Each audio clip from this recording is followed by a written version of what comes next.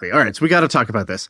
This business is really, really cool. It's a product I want to use, and I think it's a business that could be kind of big. Revolutionary, maybe.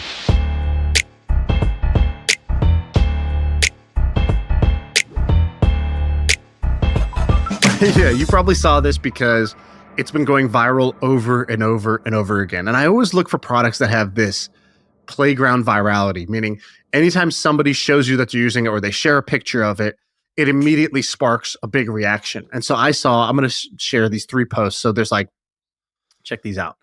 The first one is this Reddit post. And so I go on Reddit and I see this post, and it's in the r/damn that's interesting subreddit, which is one of my favorite subreddits. And it's basically a video of somebody inside this venue.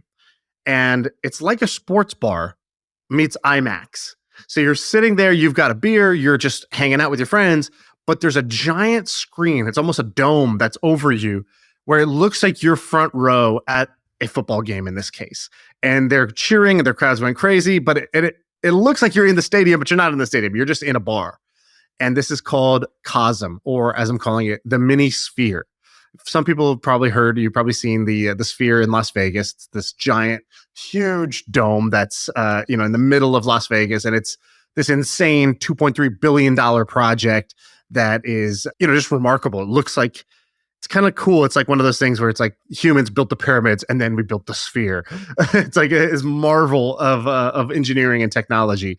Well, the Cosm is basically a mini sphere, so it's like a 2,000 seat venue that you can use for sports games and all this stuff. And now they got a couple of them popping up. I think this is really cool. I think it rides on a bunch of big trends. So it's, out of home entertainment, I think is a big deal. I think people are looking for places to congregate, to drink, to eat, and to enjoy themselves. And movie theaters are sort of stale. Like, I think streaming has sort of kicked movie theaters' ass in a way. And now this is the out-of-home way of punching back. This thing, I think, is going to be a much better way to watch live events and live sports than sitting at home. Yeah, so basically, if you're listening, if you see the photos, it's as if they build this massive, it's not even a bar, it looks like a science center. It's like a huge building that they're building just for this thing. Right. And you go in, and it's like, did you ever go as a kid to the science center where it has planetarium? Omnimax? Yeah, like a planetarium where screens all above you. That's basically what it is. But they had to raise $250 million to build this because it's like a massive. No, they just raised that. So they just raised that a few months ago. They built the first 2 they built the first one at least without that, because that was in July. Who funded that? So the story of this is there's a guy who's behind it, and he started one of the biggest real estate property management software companies, I think called RealPage. The guy's name is Win. Oh, yeah. Something Win. So he has this thing called RealPage. RealPage got bought by Thomas Bravo for like $10 billion. This guy made a couple $1 billion out of it. He then starts his own kind of... By the way, you might be confusing the name. Steve Wynn is the guy from Las Vegas, the casino guy. Yeah, I think this guy's name is also Win, but it's W-I-N-N. Oh, really? Yeah. So, that's okay. So it's a different Steve Wynn that is behind this one. And so he's got this venture capital firm, Marisol Capital. So what he did was actually pretty interesting. So you said it's like a planetarium. No. It is a planetarium. Do you know the backstory of this? No, no. So he went and bought 3 companies. So he bought the companies that make the science planetarium things for every, museum or whatever, science place. So he bought that company. Then he bought another company that, did the LED screen part of that. Then he bought another company that was like the cameras and technology part of it. So it's a roll-up of 3 or 4 companies now at this point that he did. And because of that, they have, they're basically the monopoly on, it's not a monopoly as in nobody else can do it, but they're the biggest player in developing this type of technology, these types of screens. Wow. What he did was realize, hey, this is cool, but it doesn't have to just be for the planetarium. Like, you could use this for sports. If you send your own video crew to go film like the sort of courtside or field side seats at these different venues. And so they're basically a full stack thing. So they have the rights with the leagues, like UFC, for example. They have the rights with the UFC. They have the rights with certain football leagues, and they send a full production crew there. So it's not just what you see on TV, but bigger.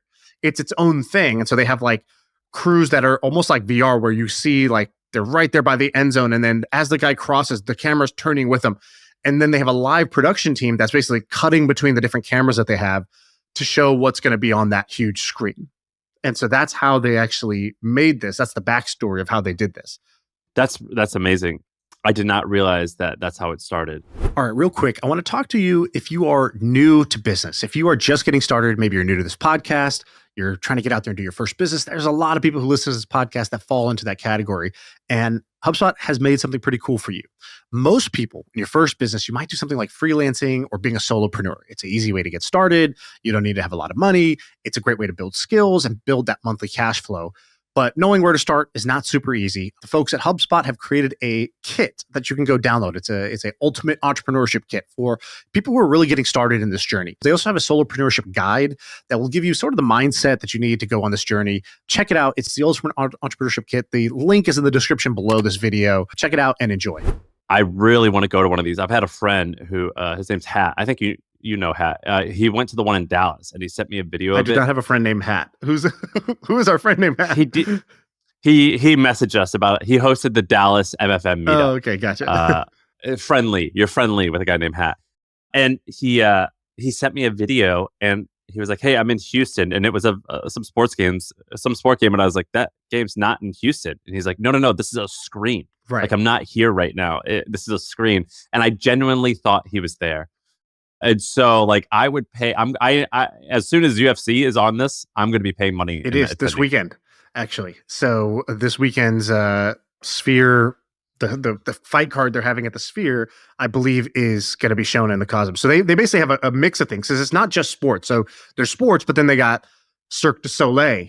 And so if you want to go see but you want to see like in the best seat that ever existed, plus the backstage, plus follow one of the performers, plus in the air, you can go watch at this thing. And so I was doing the math on this, and I don't have the exact numbers here, but here's the rough math on a venue like this.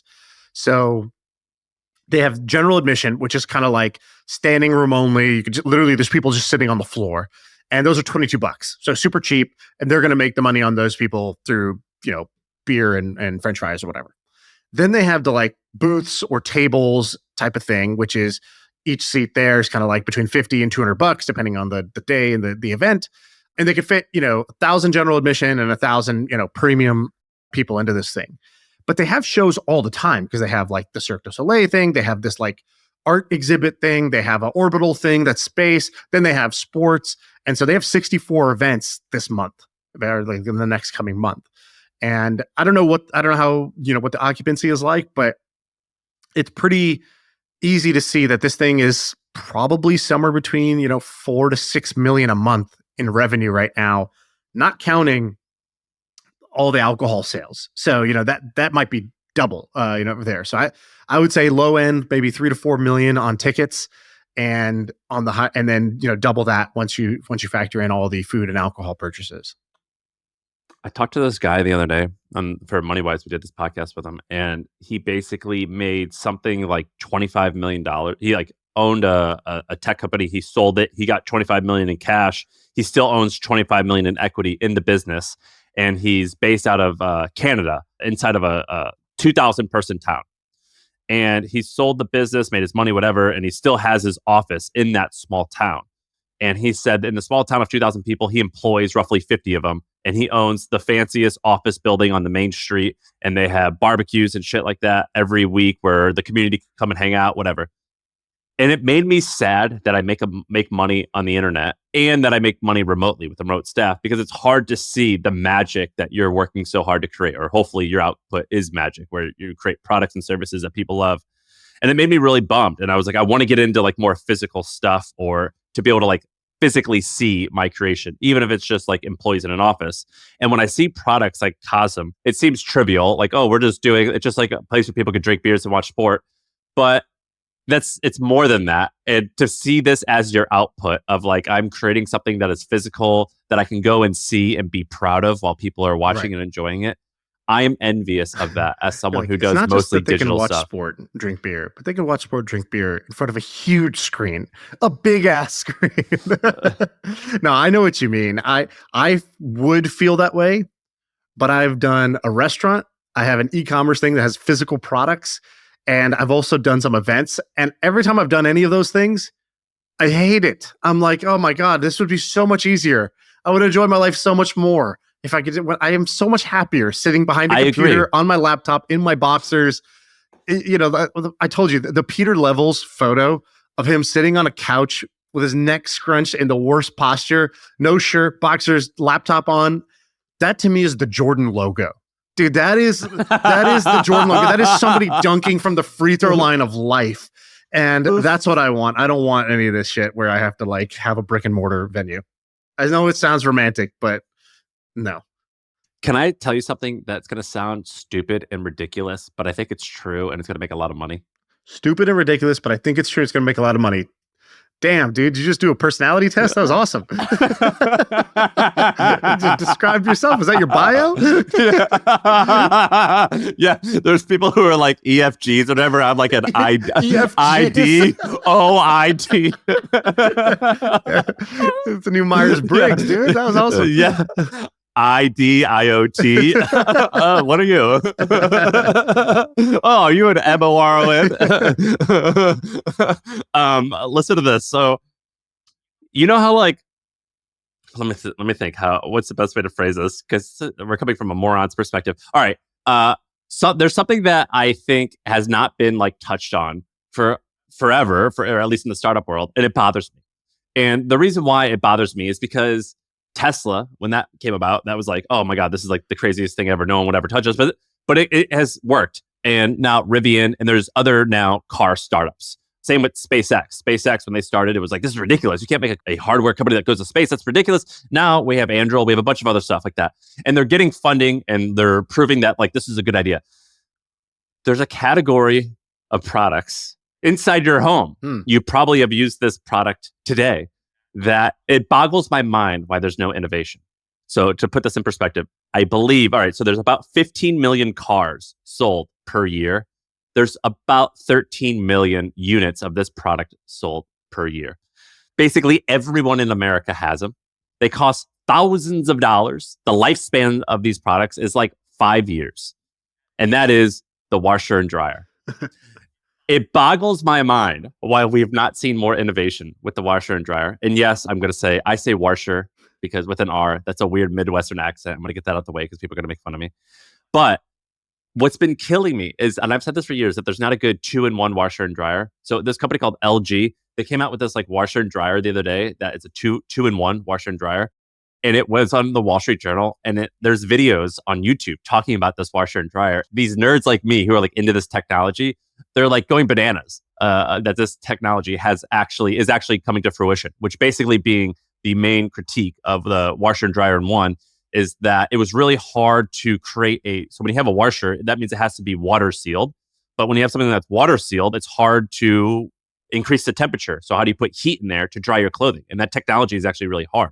But these guys have actually they're slowly getting around to where it's actually working.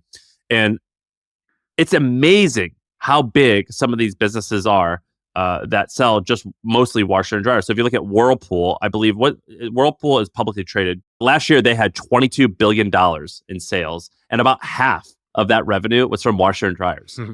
And what's crazy to me is that that's compared to Rivian, which is a venture startup. Now, I think it's publicly traded.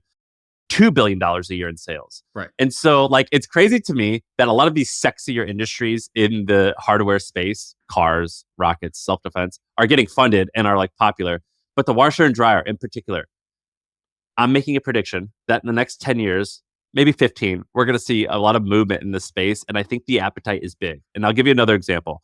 There's this company called Impulse Labs. Have you heard of Impulse Labs? No, I've never heard of them. So Impulse Labs, and you can make the same case that I made for washer and dryers. You can make that case for ovens or stovetops. But if you look at stovetops, the majority of homes in America have electric stovetops.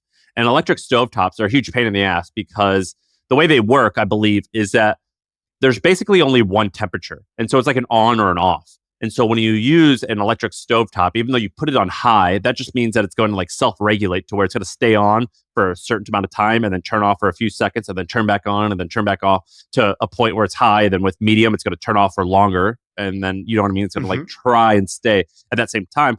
That's actually like makes a huge difference in your cooking if you're into like cooking nice meals. And it's a huge pain in the ass. And so these guys called Impulse Labs, they have built this technology to where you have a battery that's charging all of the time. And that battery, when you want to use your stove, it like turbocharges your stovetop. So it keeps the heat at a steady temperature and it gets hot really, really fast. And so they've launched these new stovetops. And when I hear their argument about how big this business can be, I kind of have bought into like, I think this actually can work. Now, the downside is that you have to raise hundreds of millions of dollars potentially. But when you're thinking about stovetops and washer and dryers, these are actually really, really big markets. Right. Like we're like this, like similar size of car companies, but are drastically underfunded, potentially have less competition than a lot of these other industries because there's not a lot of startups attacking this. Well, I think this is pretty interesting, but I'm going to poke a few holes in your argument. There's many, but this argument that I've presented, it's like, we're going to call this string cheese. Swiss cheese. I think it's the one you're looking for. Yeah, Swiss.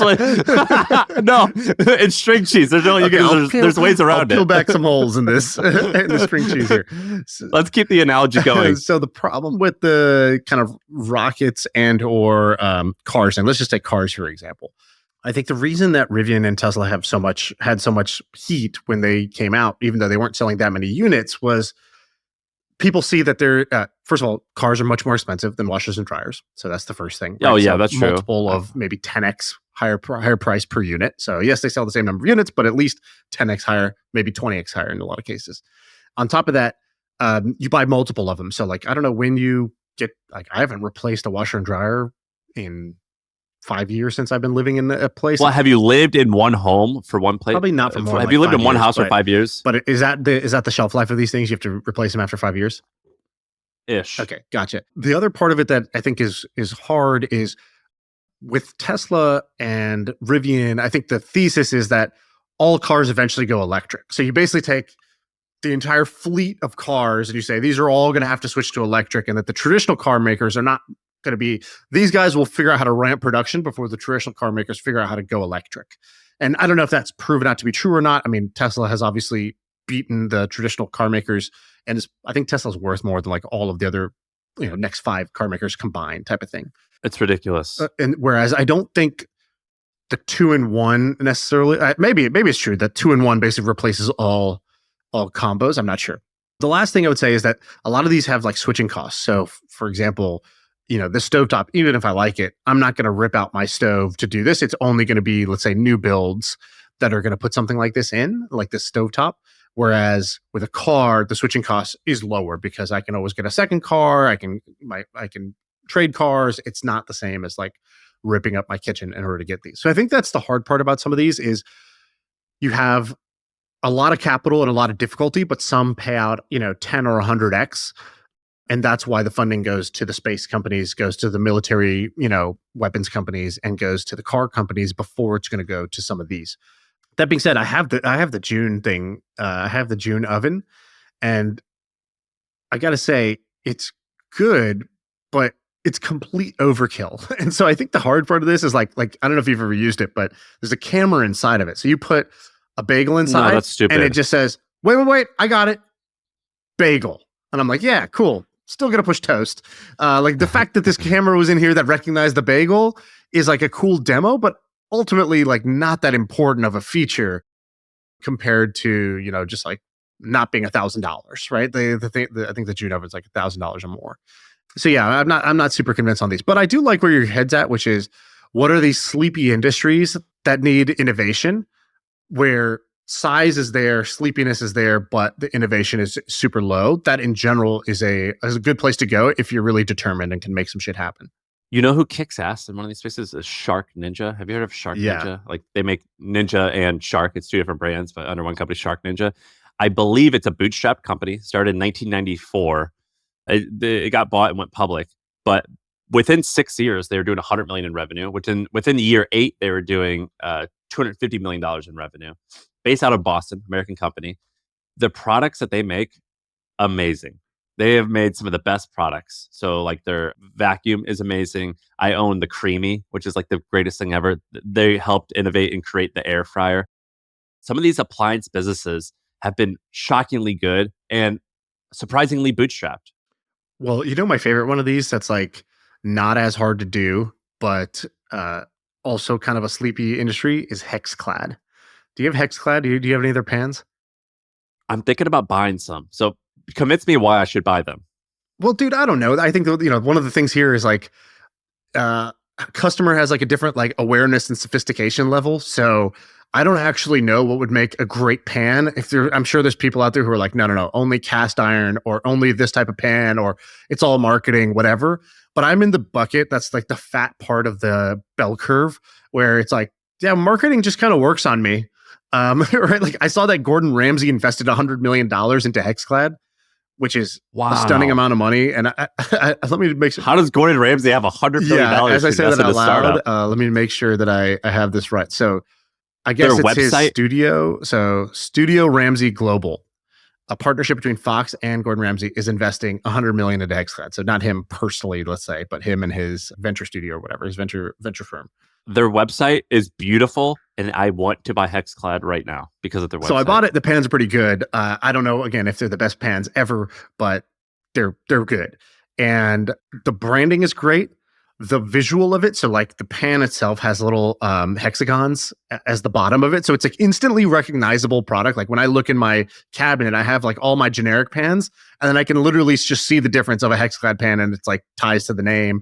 And then you have Gordon Ramsay as the influencer behind this, and it's just pans, dude. It's like a sleepy industry that everybody needs. It's a high value, high AOV product, and these guys crush. They do hundreds of millions in revenue, and they're sold in Costco. They have like amazing distribution. I think they're one of the biggest Shopify stores overall. And it was such a non like I don't want to disparage them by calling it non-innovation, but it's not rockets and it's not electric cars, right? It's like non-stick pans, but it is very well done, and I'm very impressed with their execution, and it's a great business. Was it just a person? Here's what it says. In Like, 2013, the two co-founders, Danny and Cole, they had worked for a now defunct cookware company and decided they wanted to start their own.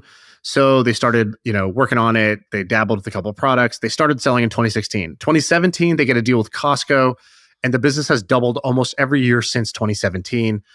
They're one of the top Shopify sellers in the world. They have one of the biggest Black Fridays of any. They said, I've never heard of anyone who's sold more than us on Black Friday, which I think is just pretty dope.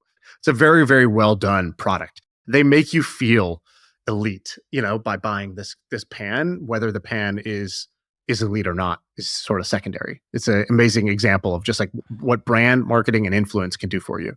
speaking of food and cooking, do you have any plans for the holidays? Because I've got some. I got an idea for you. Okay, you inviting me over, or what's happening right now?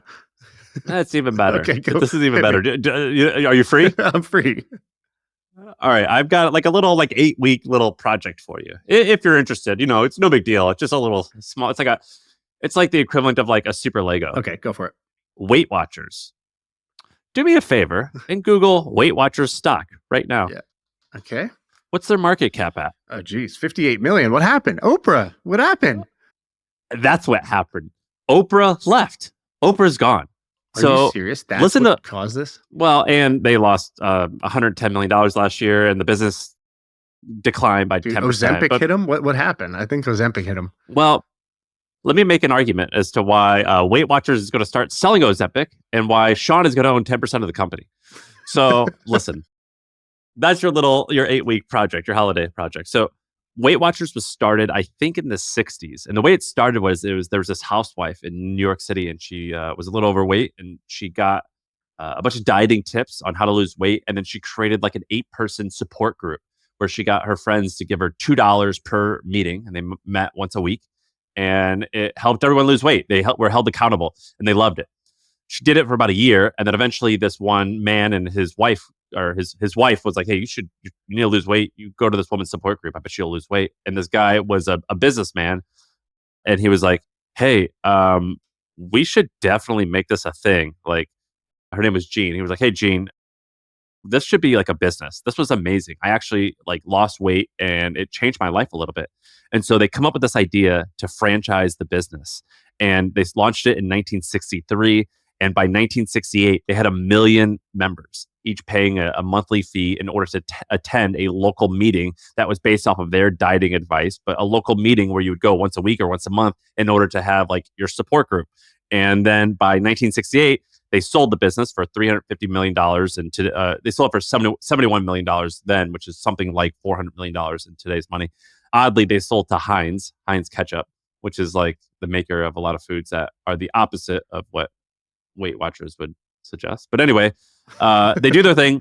And then Oprah comes into play. And so Oprah comes into play. And when she comes into play, the stock like takes off to where like she buys a bunch of stock. And then within like weeks or something like that, she has tripled her money and it booms and it takes off. Well, over the last handful of years, her Weight Watchers plan has been shedding her Weight Watchers stock. And she's been losing a bunch of her stock and selling it. And now it's plummeted. And so the stock is horrible. And so my opinion is if I'm Weight Watchers, I think I'm just going to start selling Ozempic.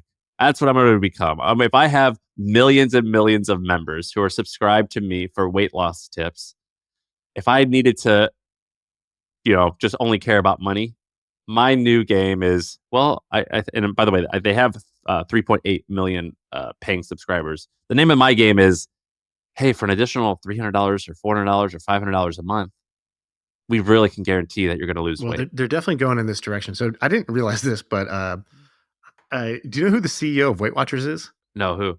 Her name is Seema Sistani. And the reason that name sounds familiar is because she was formerly the COO of Meerkat. Do you remember Meerkat, the like live streaming app? What? Yeah. So she worked with Ben Rubin, and when they turned into House Party, they ended up getting acquired. Seema ends up now being the CEO of Weight Watchers. And she recently wrote an email to the team. So this is a couple months ago. And it says, team, as the week draws to a close, I want to take a moment to address some of the breathless media coverage I'm sure you guys have seen. And basically it says, hey, we're in a good cash position. We have strong liquidity. The work we do matters. Our business is healthy. And it says, we've repositioned the company to grow with a clear differentiator. We're going to offer a full spectrum of weight care, from behavioral, which is the thing where what they've been doing, to clinical. And clinical being, the sale of essentially, semaglutide type products is where they're going with it. So I think it's kind of interesting what you're saying, because I don't know what is the price of a Weight Watchers subscription. If you don't have insurance, semaglutide is somewhere between $500 to $1,000 per month. Per month, exactly. And so if your insurance will cover it if you have diabetes or if you're obese. And I think, isn't there like government proposal to like make like, I don't know, free Ozempic to everybody? Like, isn't there like some proposal that's like going to cover it in that the government would somehow cover this? Well, the Ozempic issue is basically highlighting an issue with the healthcare system. And it's funny that Ozempic is like the straw that's breaking the camel's back. But they're like, dude, in Europe, this drug is $5. In America, it's $1,000. What the hell? What's going on? I also think so it's kind of like Novo Nordisk, which is like the company that makes Ozempic. They're not only, I think they are now the most valuable company in Europe, but on top of that, I think they spend more on lobbying than like any other company right now. And so they are pushing very hard for US lobbying, which is insane. So Weight Watchers subscription is $9.99 a month right now for the first 9 months. And if you just take the idea that they're going to go from making $100 a year per paying customer to, even if a fraction of the audience decides, yes, I'd like to push a button and start to get Ozempic or start to get whatever their generic version is going to be called, they're going to jump to $5,000 or $10,000 a year for those customers, right? So if you believe that they have the right distribution and they have the end customer relationship, they might be swapping out, training wheels for Harley Davidson in terms of business models. And the business is quite large. Unfortunately, they lost a lot of money. But last year, they did $900 million in revenue and had a $100 million loss. So those are huge numbers. But their market cap, as of today, is $60 million. And so I don't care, but it's going to be fun to watch because there might be a roller coaster here. And it's so here, by the way, one of the reasons the business is not doing great. So by the way, your project for me was to take Ozempic or to buy the stock? Because I might do both. Well, maybe a little down and do maybe both. a little both. So when Oprah did it, so the estimates are that she made $250 million over 10 years of owning and then selling the stock. So basically, she announced that she was part of Weight Watchers. The stock doubled in a matter of days. And so in February of this past year, 24, the stock went down by 25% just when she announced, like, all right, it's ran its course. I did my thing. I'm out. I'm no longer involved. I think Sean Purry is going to be the new Oprah. I think that, look, for $2 million, you can own 4% of this company. Did I math that right? Or close to 4%. I think, and then just announcing it, we're going to do a good old fashioned pump and dump. Whoa. Whoa. You just got us flagged by some agencies out here, dude. They're listening to podcasts now. You know, we're big in the SEC right now, right? This podcast is going viral there. I'm joking, by the way, but I do think that a $60 million market cap for a business that has these large of numbers, even if it is a massive loss and a reputable brand. I'm just reading about them on the fly here while you're talking about this, but it looks like they made a $100 million deal to buy Sequence, which is a telehealth business that lets you do virtual prescriptions for patients who want weight loss drugs, and that they will start doing the semaglutide stuff soon. So we'll see. Yeah, I just thought this was interesting. I want to put it on record that we've discussed this because maybe there could be this could be like one of those big opportunities. But because $60 million for a brand that's so reputable in some circles, but like everyone knows what that means. That's like pretty amazing to me. Okay, I like it. Sam's stock picks. By the way, there's a great YouTube. By the way, any stock pick I have, just don't listen to anything that I ever give advice on regarding the stocks. Yeah. Like, it's horrible. What's that guy? There's a guy who does this YouTube channel called Good Work. I think he's part of Morning Brew. And he put out this video that I thought had the best YouTube title that I've seen. I know. Is it Zin? No, not the Zin one. His Zin one was also great. The Zin one was, is Zin gonna kill me and the boys? And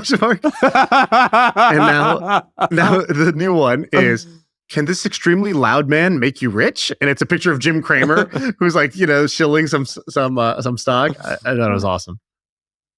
Dude, their videos, he's the best. That guy Dan, he's the absolute best. I want our YouTube team to just look at these titles and thumbnails. This is what winning looks like. This is what we need to do.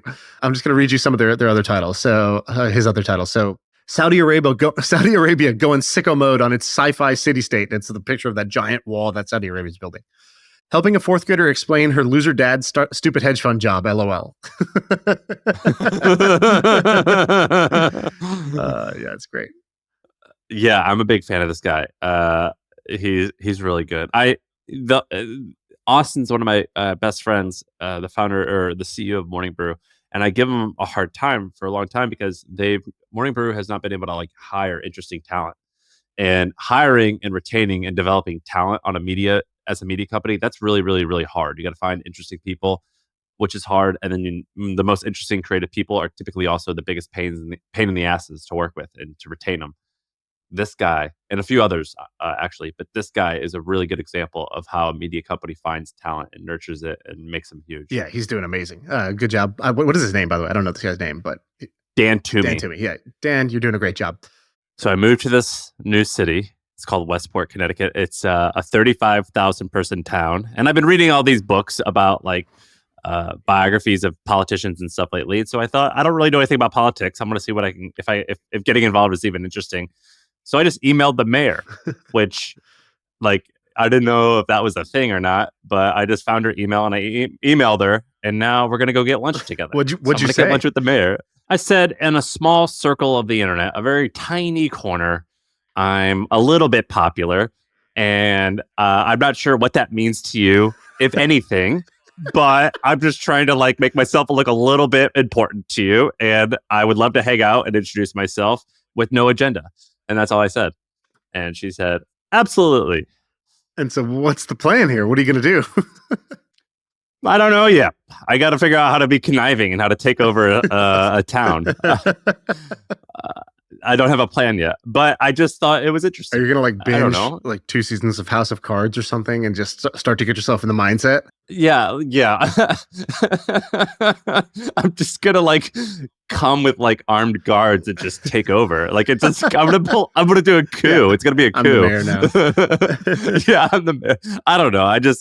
I think local politics are like a really interesting way to actually have real impact, but it kind of just seems fun. And so I didn't know that you could email a mayor and they would reply, but they did. It reminds me of when we got to college, my buddy Dan, you're given like a school ID, right? A school email address. So his was, I don't know, like dnc6@duke.edu. And so the first thing he did, which I would have never thought to do, but he's a weirdo and a genius. And so he emails DNC7, or no, DNC4 and DNC5. And he's like, fellas, I'm here. I don't know who you are. I don't know what those initials stand for you, but I'm here to carry the torch, the legacy. What do you guys do? And like one of them's a banker somewhere, and it's like could have led to like, like an internship basically just by sending out a random email being like, hey, I'm the new guy in town that has the same I'm the next in the alphanumeric sequence here for us. And did they become friends? I don't know. I feel like he just would open up all these doors and just look inside and be like, what's in this closet? Right? When somebody comes into your house, they're like, oh, what's this over here? Have you seen people do that with their phone number? They change one number in their phone number and they text them and say that they're phone number cousins. Yeah, exactly. You said something a few weeks ago that had an impact on me, and I've been meaning to bring this up to you, but I had to test this out. So you told me that there's been a few weekends where Friday to Sunday you did phoneless, and I thought that's a great idea. The problem is that I'm an addict of all types of sorts, and just like everyone else, getting rid of my phone is like really hard. So I looked for a solution, and I found this thing. This isn't a sponsored thing. I've never talked to these guys. I just think it's cool. Have you seen this? It's called Brick. Yeah, I've DM'd these guys. They're young guys. Do you know who? Did you look them up? Yeah, so I looked them up. So let me explain what this product is. But I think it's only $49. So for people listening on your headphones and not looking at a screen, I just showed a brick. It's like a 2-inch by 2-inch square that's made out of plastic, just like 3D printed plastic. And the way it works is you download their app and you say which apps are allowed. So in my case, I think I've allowed texting, phone calling, and email. And basically I use this brick and I touch my phone with it and it bans or like makes every app on my phone except for the ones that I've allowed. It makes it so I can't use them unless I touch this brick again. And there's an emergency button within the app. So, but only 3 times can I click like emergency override, and I could override like if I'm away from this brick. But if I leave this brick at home, I can only use the apps that I've allowed on my phone. Shockingly good. This works. I like it. I love it. And I think these kids who started it, I think they started it when they were like 20-year-old college kids. Is that right? Yeah, something like that. And I think this business might be amazing. It's only $50. It's hard to make a lot of money on $50. But what's interesting is that we build all this technology to like we want new, we want more convenient, we want better. And then after a while, you get used to this life and it gets better and more efficient and more addicting. And you want to create things now that will undo all of that. And so I've been testing leaving my phone at home. I've been testing, but that's a little bit inconvenient sometimes because what if there's like a real emergency? So do I have to buy like a dumb phone? But then to buy a dumb phone, I need a whole different cell phone plan. It's like a safe for the pantry. You like put your snack in it and then you lock it. It's like, this can only be opened at 7 p.m. Yeah, well, one time I broke it to get to my phone. Like it's fucked up how bad I am. And so this brick so far, I think is the best solution I have found. That's cool. Yeah, I looked into this because I was curious about it. I think it's a really cool idea. I like the design of it too, by the way. I like the name of it, how it just bricks your phone. I loved how bricked up you are about this whole thing. So I think it's a great product. I don't use it personally, but I have thought about doing the kind of dumb phone, smartphone thing. And this does seem better than having 2 phones, but I would lose this brick for sure. So what is it? So if I lose this brick, I can just through my own phone, just put in the emergency and be like, hey, I need my phone back. Yeah, but only like 3 or 5 times. I forget the number, but after a certain number, then the app, like the brick doesn't work and you got to go buy a whole new one. It's like a nicotine patch for cell phones. Yeah, and it's awesome. And that's exactly what it is. And I think it's actually pretty good. And it's cheap enough that I'm going to just like start gifting these out. It's a great passive aggressive gift, right? Yeah, it's like getting her a Peloton, I guess. Hey, asshole. Here's something you need. Yeah, but these are awesome. By the way, I think is it called NPC? Is that the technology that they use for this? Is that NFC, the thing? I think. NFC, sorry. Which is like, it's like a very, very, very tiny chip. And then the rest is just like 3D printed plastic. And so there are like interesting ways to make this fun. Like you can 3D print anything and just touch your phone. And so like, for example, if you have a music event, or not a music event, like a small club or something at your home, like if you have like an event, something where it's like a book club, or you have 10 people coming, you just touch your thing, everyone touches their thing, and that bricks your phone. Like there are like a bunch of cool ways to make this fun. Wait, so that can brick anybody's phone or just your phone? If you have the app, I think it could brick anyone's phone. Okay, well, there's a next level to this.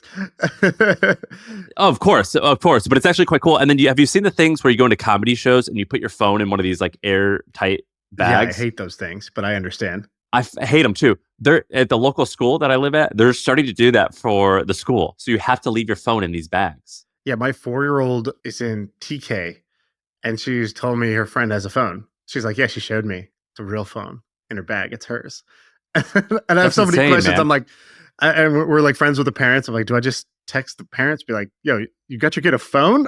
or do I just text the kid and be like, is this a real phone? What's going on? That's insane. Can I finish with just a pro tip, a life pro tip, a little framework, a little bit of value here at the end? I feel like we gave some dessert, and now it's time for a quick vegetable. All right. So I have a friend who is named Stan, and Stan is a Silicon Valley OG. And what's interesting about Stan is that for many years, Mark Zuckerberg personally tried to recruit Stan, and he always said no. And Zuck just kept reaching out, kept trying to recruit him, and eventually got Stan to join Facebook, and he ended up running Messenger, the multi-billion user product inside of Facebook. What does a recruitment from Zuck look like? So he's just not one to kiss and tell. So he didn't give too many details and brag about it too much. But I got the sense that not only was he recruited, but he had reached out to him many times across the years and eventually made him an offer, so good he couldn't refuse. And so he joins, and I asked Stan, and I go, Stan, what are you like? Why are you so good? And I was like, no, bad question. Let me ask a better question. Like, what are you doing differently than the average person here in Silicon Valley who has maybe the same skill set as you, but isn't having the same result as you? Are you asking why Zuck wanted him, or why he's had success throughout his entire career? I knew Zuck wanted him. I didn't ask why Zuck wanted him. I asked him specifically. I said, why are you having more success than the average person who has the same skill set as you? Like, is it that you're just working 10 times harder? Are you 10 times smarter than somebody? Or do you know something, or you do something? And he told me one thing that I thought was interesting. He said a few things, but the one that stood out, this was many years ago, by the way, so this still sticks with me, is he said, in Silicon Valley, we're big on being data-driven and data, and data's awesome. But he goes, what I found is that most people, when they look at data, they already have a story in their head about what they think happens or what we need to do. And then they simply just search for data that's going to confirm that story. Or they just like squeeze the data until it fits that cookie cutter story that they want. He goes, I'm different because I just do one thing different. I look at the data and I ask a simple question. What story is the data telling me? And what story is the data telling me is a much better question. For example, we were just looking at the Weight Watcher stock, and I was like, what happened? And you go, Oprah. I was like, Oprah, what happened? And you go, Oprah happened. But if you actually look, like the stock falls off a cliff as soon as like the Ozempic trend started, right? Like that was the date. Oprah left, I think, in like 2014 or something. She left like a long time ago, but the stock really fell off a cliff when Ozempic took off. And the data is telling us that something happened in early 2023 that really hurt Weight Watcher stock. And then you go look at what actually happened. And I just felt this in one of my companies too, where in my e-com stores, like we've been beating every month forecast. And then August was the first month we didn't beat. And I asked the team, I said, what happened? And my CMO will give one answer, and our chief product officer will give another answer. And then the website guy will give a different answer. And how am I supposed to figure out what answer? And the way I figure it out is I just told them, I said, post the data first and then tell me the story. Because what always happens is they tell me the story and then they'll go find some data some cherry pick a bit of data that might support that. But they'll leave out a bunch of other data. Well, it's like, you ever played those things where it's like find a word? It's like the puzzles in the New York Times, like find this word. It's like if I already know I'm looking for this word, word. It's like if I know I'm looking for this word, I think I could find it. But if you tell me that I got to find a variety of words, I might find those first. Exactly. And so what we did, I just flipped it. I just said, before you give me your idea of what went wrong, can you first just show me the picture of the data, like the full set of the data of what happened, and then it should tell us a story. So then we just started asking the question: what story is the data telling us? And I think that is just a much better way to approach data decision making. And I think that is a great hack that this guy who's had amazing success in his career says, this is one thing I do differently that I think it leads to a different result. Because every time I do that, it's like, how do you be right more often? One way is just remove a bunch of your bad habits and bad biases that's causing you to make bad decisions. And I think this is a good habit that would lead you to make better decisions. So I wanted to share that. That's kind of a weird. That's if for for you to think, for him to think, why am I so successful? Not weird. Weird's the right word. That's a very particular. Well, I specifically asked, what are you doing differently? Not why are you so successful, but what do you do that's different than the average person who's got the same skill set as you? What is it that you do differently? So, for example, I know, Sam, you're a great writer. Strange, I could be like, why are you a great writer? And you might say, well, I practiced a bunch, or I read, or I naturally have a gift for it. A different question is, what do you do differently than other people who also write blog posts or write newsletters? What would your answer be? I potentially am significantly more honest than most people, and I explain all of the bad sides and the good sides up front in a particular story, which makes people like and trust me more. So I try to be the opposite of sensational. Yeah, you wrote an email to the mayor and you said your honest thing was, in a small corner of the internet, I'm popular. I don't know if that matters to you, but I'm trying to impress you because I don't know if that worked, but I say that to impress you. Nobody would say in the email, I say that to impress you. Like, obviously they do that to impress them, but nobody says that out loud.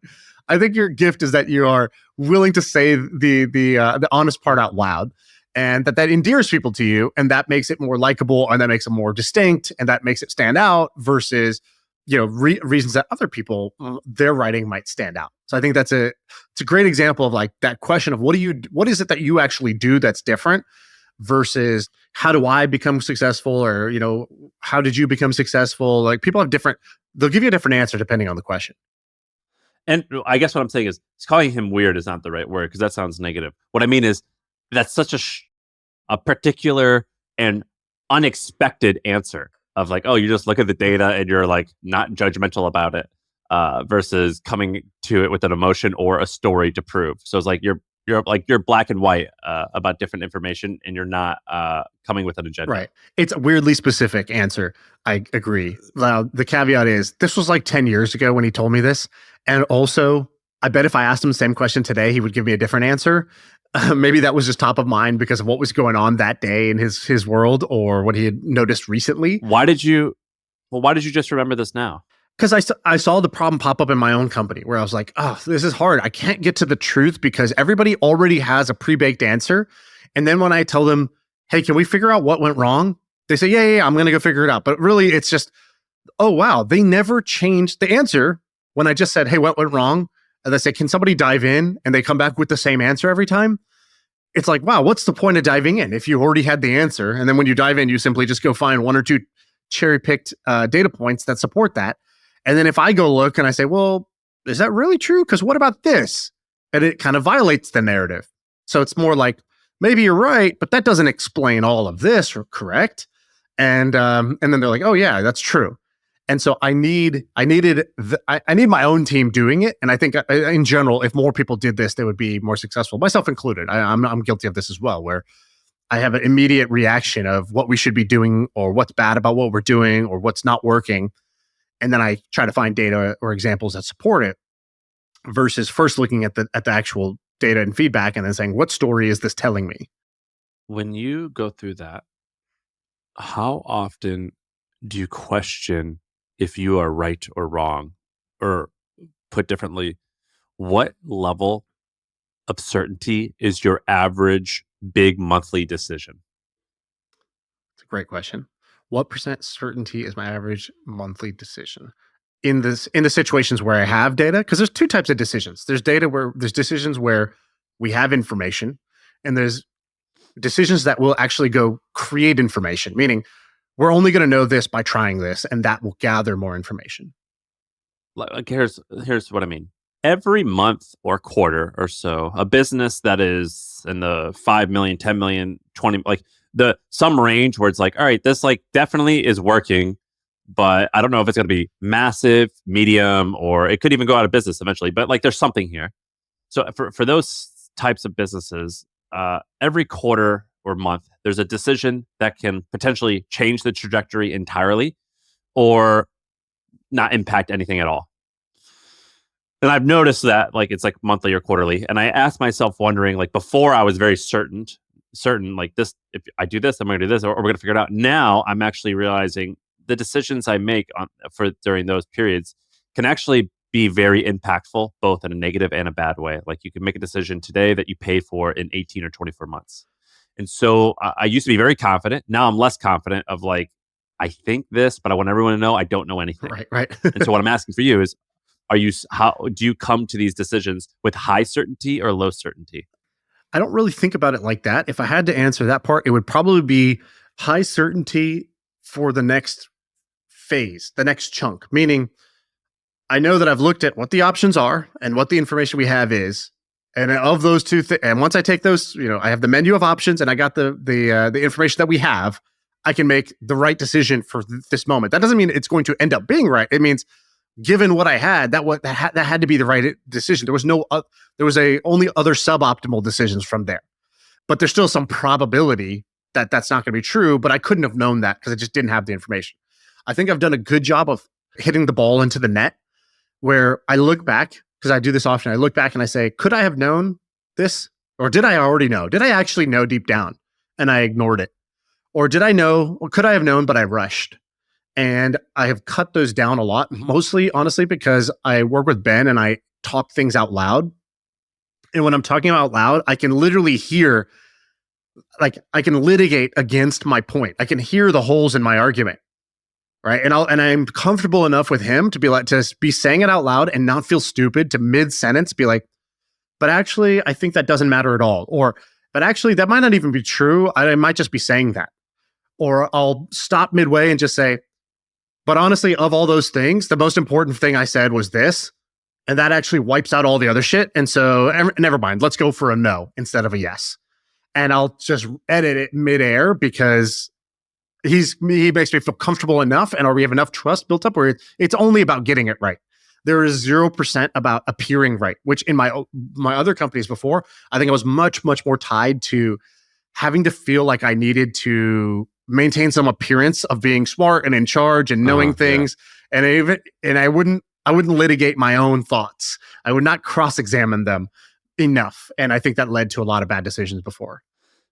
And the reason I'm bringing that up is I'm feeling this is a similar thing as I get a little bit older and sometimes have more success and sometimes not. What I'm learning is that there's a million different ways to get different things done. And they're like, for example, we saw go viral, this founder mode thing, and everyone loved it.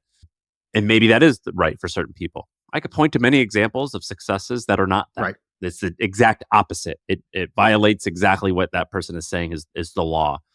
And as I grow and start getting to some of these decisions, I'm learning a little bit. It's more becoming I don't know anything. Let's just do what feels good. And so I guess it's like surrendering to like the world of like, I know nothing. Right. And so, you're kind of back to where you were when you were 18 years old of like, I don't know the right way. Whereas when you're a little bit younger, you read all these books, like according to the startup, what's that startup book about lean MVP? Lean Startup, yeah.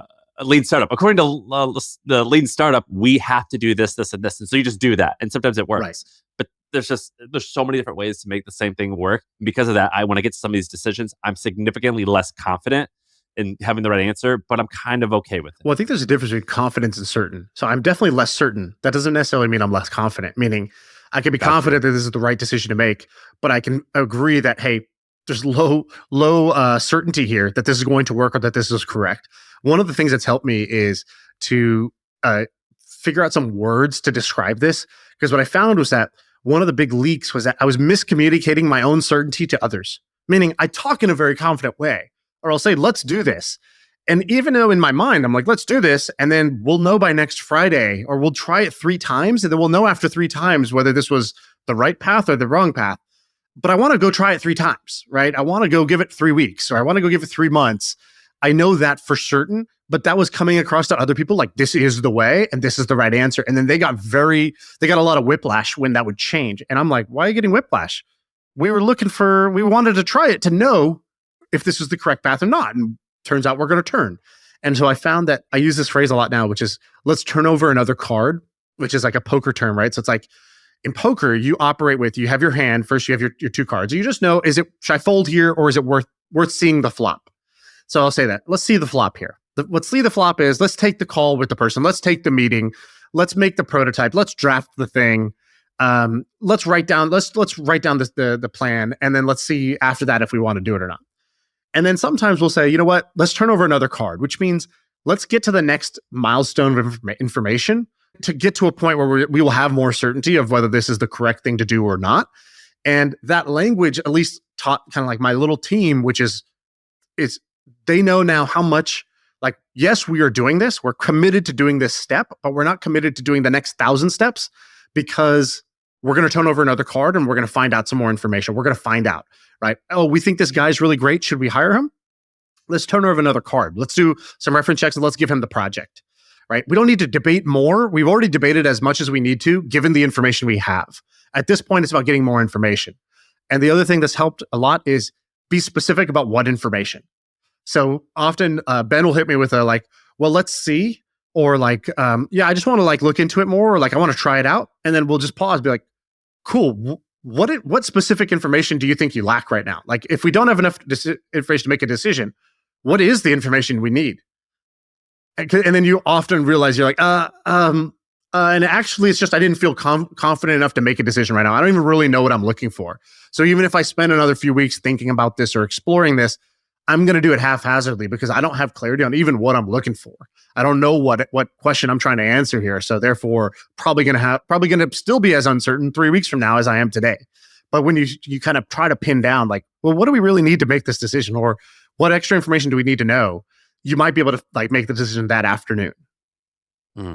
Yeah, I mean, I guess I'm become old, but I thoroughly enjoy it. Like these are the things I think about lately. It's just am I making the right decision? What's that one smart dude say? A life unexamined is a worthless life. What's that dude's name? Socrates. And so I'm examining some of my decisions and things like that. Anyway, I could talk about this stuff all day, but it gets pretty nerdy, I think. I have another little exercise for you. I do this thing. It's on the wall over here. You can't see it, but I take every month and I just make a box. So it's like a 12-box grid. And in it, we'll look back and we'll say, okay, last 6 months. A 12-box grid. So it's like January, February. Each month is a box. Okay. So I just make a calendar looking thing. And then what we do is we just go and we look and we just say, what's the one thing we did? Or what were the things we did that month that were the things that actually made an impact? So we worked, 24 days out of the month or whatever.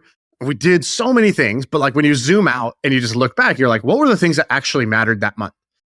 Similarly, we'll say, and in that could be a decision. It could be, a product you launched or a thing you did.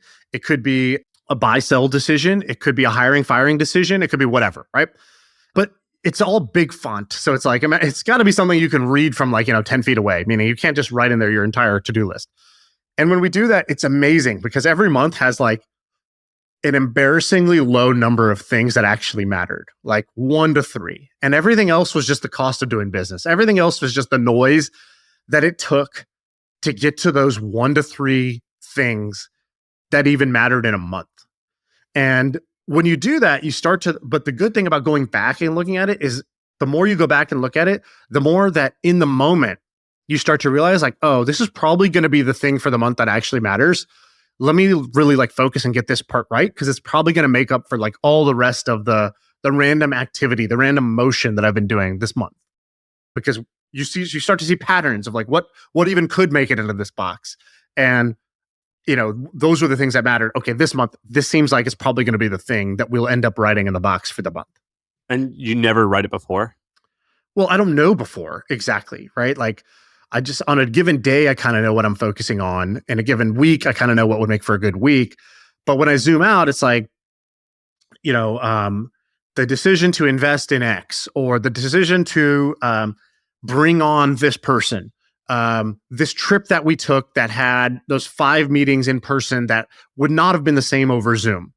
Spending that 2 days with that person who we think is like just awesome value add to our life. So such a fun, awesome person, and going deep with that person rather than keeping it surface level, like little things like that. Or it's the decision to stop working on X project was the main thing we did that month. And that was huge because had we not done that, we wouldn't have had the time and the bandwidth to do this thing the next month. So it's usually things of that at that level. That's pretty good. I'm going to start doing that. Is that it? Is that the pod? Are we doing a Sarah's list on Wednesday? Yeah, next episode we're going to do Sarah's list. I got probably 6 or 7 companies right now that I think are good contenders for it. And if you don't know Sarah's list, we'll do the teaser here. Sam's wife, Sarah, blew my mind. Me and Sam were entrepreneurs. We're taking maximum risk. We're living off of nothing. Like Sam was paying himself like 20 grand a year or something like that at the time. And I just looked at what we were doing, which was this kind of like 1 in 20 shot of success, mostly eating shit every day, had to be innovative, had to take high risk. And then we looked at Sarah, who joined, I think, Airbnb and Facebook, companies that were like, I could have told you in my sleep that those were winners. And she joined as like employee 400 or 1,000 or something like that, like not even betting on it when it was the first 10 employees. And the basic math was that if you get a job that's, let's just say, I don't know her number, so I'm just going to make this up. You get a job where you're making, let's call it $150,000 a year base salary, and then they give you a stock option grant that's going to give you $40,000 a year of stock on top of that. So you get, let's say, a $200,000 ish stock package. That if that company just basically 4Xs, 5Xs in a 4-year time span, you've made $1 million without taking any of the risk that we were taking as entrepreneurs. And she did it multiple times. She did that multiple times. And we realized, wow, there is a set of companies that are like, they're past the point of like, they're going out of business. They're out of the death trap of, or like the highly likely to die, area. These are great businesses that will just keep growing, keep compounding. You could join them today as employee 500 and you will become a millionaire without doing any of the entrepreneurial stuff. If you could just identify the kind of like 10 companies a year that fit that mold. And so we take a stab at identifying those 10 companies. And that's what we call Sarah's list. And that episode we're going to record Wednesday. So I got to prepare for it. I got a couple, but it's really hard. This is actually a hard list to make because I don't want to you're not exactly giving advice, but some people take it as such. So I want to make sure that it's good. Well, we've also done the look back at the last time we did it. And I think our hit rate was pretty good. We'll do it again. We'll go look at an update, see what was the hit rate of the ones we did last time. We do not proclaim to be, that these are all going to work. No way, right? That's not it. And the hit rate's good because we pick things that are obvious and they get big. And it's the point. Like, duh. Yeah, it's all relative to the current valuation of the company, right? So, that was already $1 billion company. Cool. It's 6 now. So it's 6X, right? Your $200,000 stock package is 6X now. All right. That's today's pod. We'll talk to you Wednesday.